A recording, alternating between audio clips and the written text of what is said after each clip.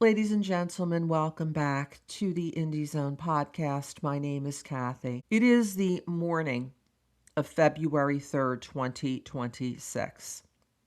And we have just looked at the court docket in the highly sealed, closed case of Idaho versus Kohberger, looking for two things. Number one, to see if any of the documents that Judge Stephen J. Hippler ruled should be unsealed to the public over a month and a half ago, back on December 18th, 2025, regarding the third court order that was issued to both sides on October 16th, 2025, for documents under seal for the months of January, February, and March 2025 had been released on the public docket and therefore put into the public domain. Unfortunately, the answer to that question is no, and there still is no explanation why these documents continue to remain under seal when there is a notification directly on the Ada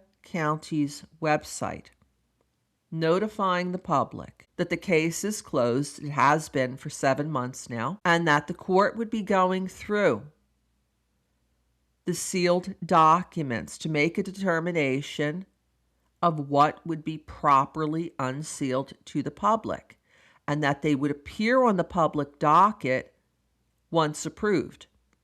No explanation why. After over a month and a half, and that court order appears on the docket, you can see the number of items, dozens upon dozens of them, that the court ordered were to be unsealed with or without redactions, why they are still being withheld from the public. The second item that we looked for was to see if the fourth court order going to the parties responsible for a large number of documents that were under seal during the more than 2.5 years that this very high-profile case was prosecuted, and asking them for their input as to whether these documents should continue to remain sealed from public disclosure or were properly released to the public. And this would bring matters into the end of 2024. The court, in the first order that was issued, was directed toward documents from July and June of 2025. The second was April and May of 2025. And then the third was for the months of January, February, and March of 2025.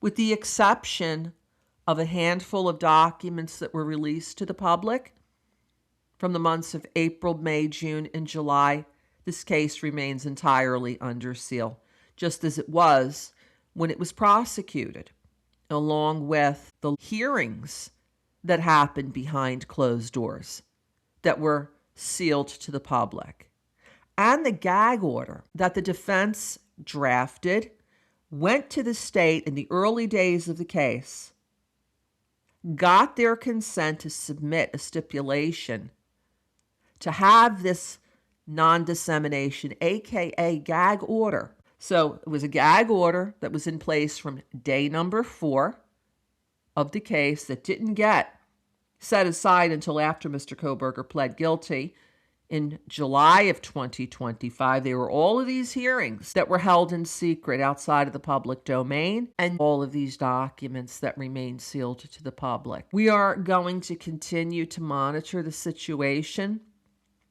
as we continue to ask, why is this case still not open to the public?